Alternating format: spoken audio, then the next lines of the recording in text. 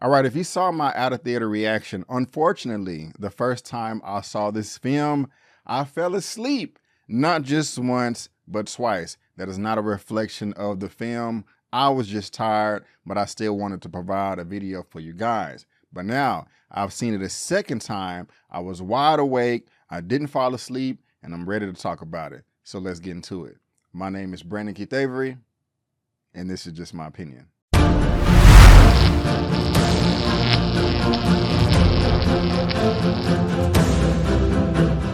Hey, what's going on, everyone, and welcome back to another episode of Just My Opinion for my Oppenheimer movie review.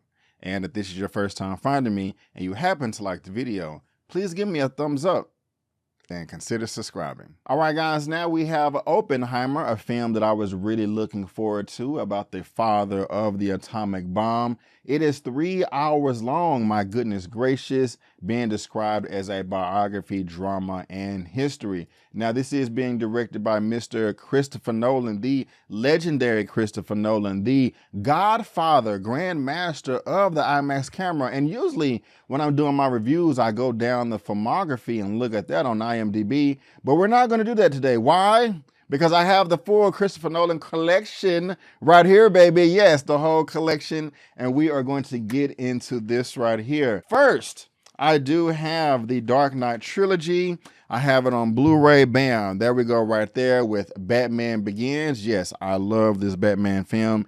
It is incredible. Next, we have The Dark Knight on Blu-ray. And I don't have a sleeve for this one. It really is making my skin crawl, but I like my sleeves. I like my sleeves. And last but not least, in the Dark Knight trilogy, we have The Dark Knight Rises. Now, me, because I like to study film and what goes on behind the scenes and all that good stuff, at the time, I also ordered the Dark Knight trilogy super duper pack Blu-ray that has all these special features and stuff like that. This is what this looks like if you've never seen it before. Give you a kind of a fresh little reaction right there. I still got my ultraviolet code in here that nobody uses anymore with some Dark Knight book. And what else we got in here? Another code. And also, okay, here's all the movies right here. If we just want to open that up and look at that and geek out and all that good stuff. And also, guys, the 3 versions, I have the same Dark Knight trilogy, but in the 4K. Yes, we have all the versions over here. This is, what is this? This is Batman Begins in 4K. This is The Dark Knight in 4K. And this is The Dark Knight Rises in 4K. And another thing is, man, Batman Begins, not Batman Begins, but The Dark Knight and Dark Knight Rises, that was shot with IMAX cameras. And then it's in 4K too. Woo! That picture looks good. That picture looks good. One take, don't hate. One take, don't hate. Also, guys, the rest of the Christopher Nolan films, I have Inception right here. I bought that at Best Buy. Are there any more open? It comes with a special book. This has kind of been beat up as well, but, you know, we have Inception right there. Next, I have, which one I want to show next? Next, I have Interstellar that came out in 2014. Favorite film right there. Shout out to Elliot with Movie Files. Interstellar right there. And then I have Dunkirk. A great film.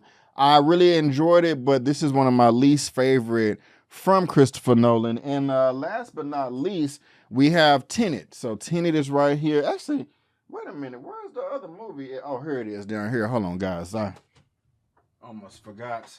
One of his earlier films, Memento. Yes, I got that on Blu-ray too. I didn't finish this, but from what I did see, this was a good movie, but I need to finish it. I honestly don't know if I ever will, but I've seen at least half of this movie right here.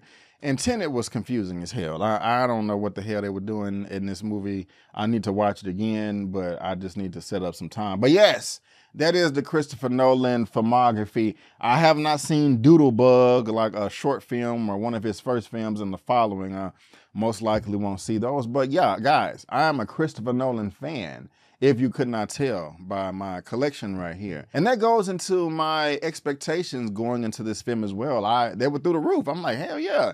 It's not just a Christopher Nolan film. This is an event right here. I'm not as excited as like the Avengers or anything like that, but it is up there. And I do look forward to this man. He's when he makes movies, you know, he is a great director, you know, some of the best in the game. You know, he's up, even his scores, you know, when he be bringing Hans Zimmer in, one of the best composers too, when them two collide, they make movie magic, you know what I'm saying? But Hans Zimmer was not a part of this project because he's busy over there doing Dune Part 1 and Part 2. So he brought in Ludwig Göransson in to help out with the film, with the composing, with the music, with the score, who did Black Panther and also Creed movies with Ryan Coogler. But guys, like most of us, when you first learned about the atomic bomb and Hiroshima and Nagasaki in World War II, when you was in elementary and junior high, you probably ask yourself, like me, like, what the hell were they thinking? They had a theory that if they set this bomb off, that it could set the atmosphere on fire and destroy the entire world. But hey, let's go ahead and test it anyway. I'm glad things did work out. This film does dive into that. And when you have the entire cast list that's included, you're like, oh my gosh, this is like Oscar worthy all over it. I hope it delivers. So yeah, my expectations were really high. I was really looking forward to this film because everything I just discussed. Also, before we get started, it is unfortunate that I still was not able to see this film at an actual IMAX theater, an actual IMAX screen, with it being shot in IMAX. This is the way you need to see all Christopher Nolan films, in my opinion. The first screening, they just didn't have it in that theater. And when I went to go see it Thursday night, the entire IMAX presentation in Dallas was sold out, or at least the one theater that's a real IMAX. Like, there aren't any tickets available for that theater until like Monday morning, and I happen to be off that day, so I may go see it again. But you know, I wasn't able to see it in IMAX, so just to let you know. But before I get into all the nitty gritty, before I talk about all my likes and dislikes, let me tell you exactly what this film is all about. The story of American scientist J. Robert Oppenheimer and his role in the development of the atomic bomb. Now, when I gave you guys my reaction out of the theater, mentioning to you that I fell asleep, I got a number of comments saying to myself, man, yeah, I don't blame you, Brandon. It's 3 hours long and I don't like dialogue heavy movies. Those are boring to me. This may not be the film for me. And that is true. This movie is not for everybody. I want to say that most of Christopher Nolan's films, especially Batman, no matter what type of content genre you like, you can appreciate one of his films.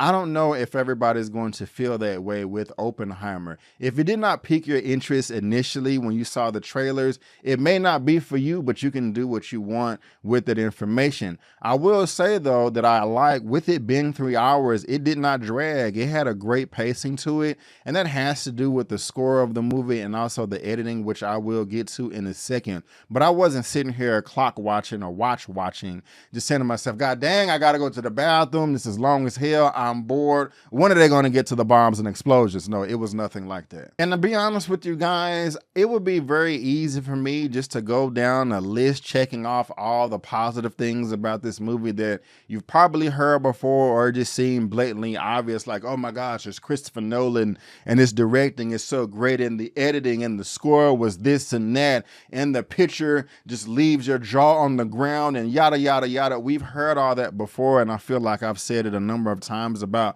Christopher Nolan's films. Those things are true, but what stands out to me with this film is it challenges me to go beyond the film to increase my education on the subject matter. One example of that is when Christopher Nolan came out with Interstellar in 2014, I believe is the year. Let me actually double check that. Yes, Interstellar 2014. Thank you so much, IMDb. I was already into space exploration, black holes, wormholes, galaxies, and things like that. But after I saw the film, I went deeper into the rabbit hole to a whole nother level, a whole nother dimension. Seeing Matthew McConaughey actually go into a black hole, not knowing what is on the other side, when I saw that in an IMAX theater, that literally was one of the best experiences I've ever had in a movie theater. No lie, no exaggeration, no hyperbole.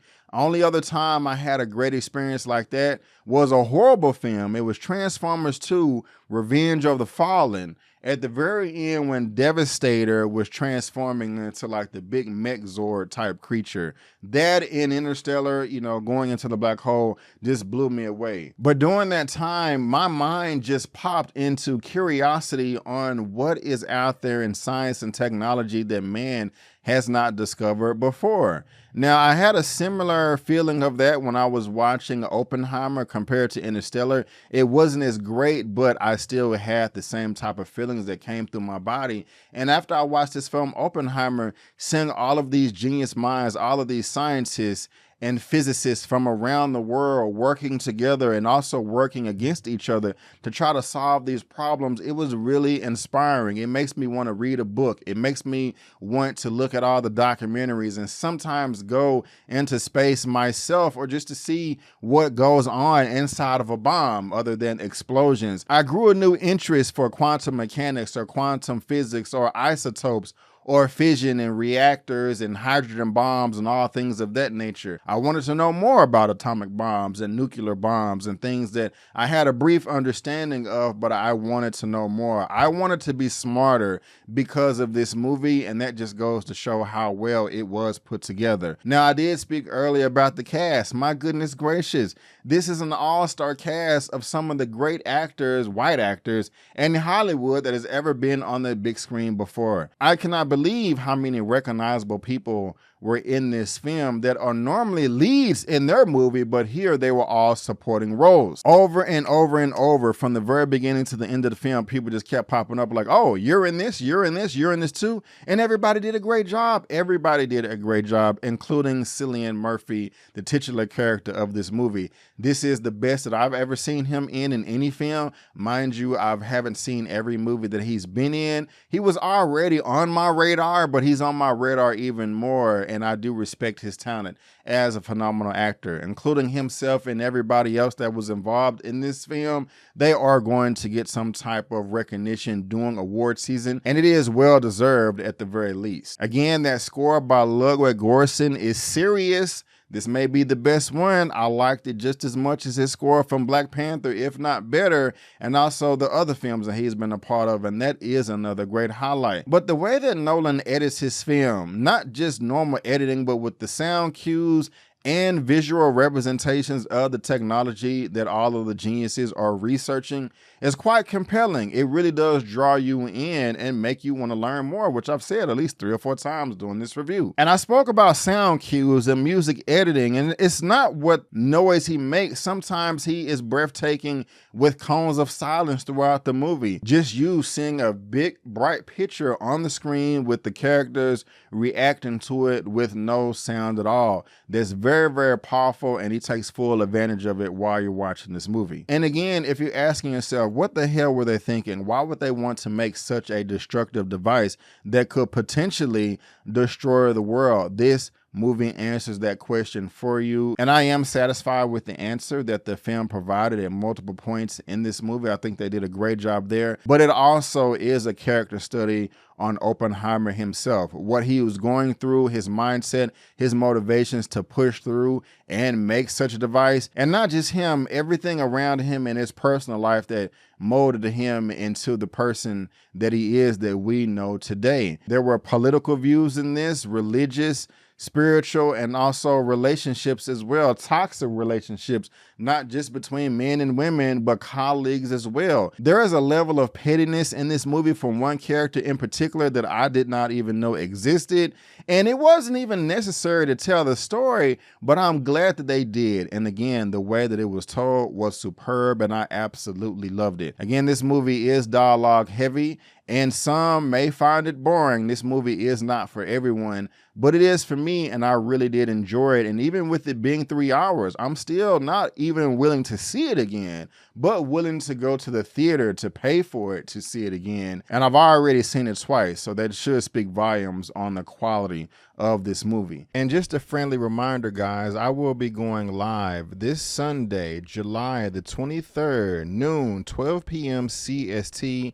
I will be going live to discuss this film in full spoilery form with my good old buddy Kimberly Currin from Southern California. Yes, she did see the film. She's very eager to talk about it, and I am as well. So come through, join us again this Sunday, July the 23rd, 12 noon p.m. CST. is going down. Now, with all that being said, this is not my favorite Nolan film. It's not by far. And while I did enjoy it, at the same time, I was not just blown away like some people saying, like, oh my God. I am just not there. I really did like it. But before I give my rating for this film, I want to go ahead and rank the Nolan films from worst to first. And coming in last place is going to be Dunkirk. I really did enjoy Dunkirk, but this is going to be at the bottom of the barrel for me. Next is going to be The Dark Knight Rises. Great films, but this is at the bottom of the barrel. The next is going to be Interstellar. I really did enjoy the film. Wow, wow, wow. And that score was fantastic. I listened to it still today, all this time. And so Interstellar is going to be next. And then I'm going to put Tenet right before Interstellar. Even though I was confused as hell, I still think there is a better rewatchability for this film than Interstellar. I don't know. Tenet and Interstellar is interchangeable. I may change my mind. You guys let me know what you think down in the comment section.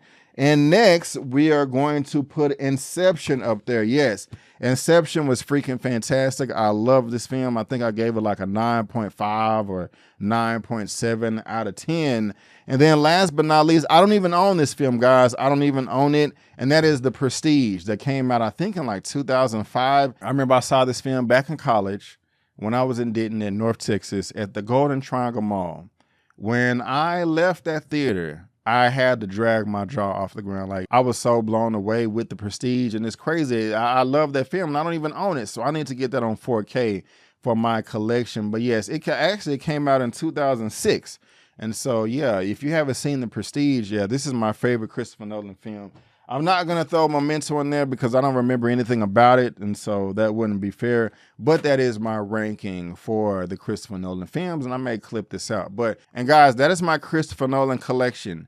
If you do want to see my entire VHS, DVD, Blu-ray, and 4K collection, the whole thing, I've said this like a year or 2 years ago, I have to get to 50,000 subscribers first. So please hit that subscribe button if this is your first time here. Help me get to 50K and I will release that video.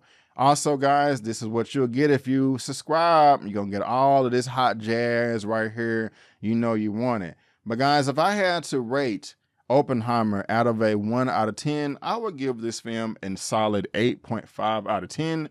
Yes, an 8.5 out of 10. But guys, again, I just want to thank you so much for tuning in. And before you go, don't forget that my name is Brandon Kitavery, and that's just my opinion. Peace.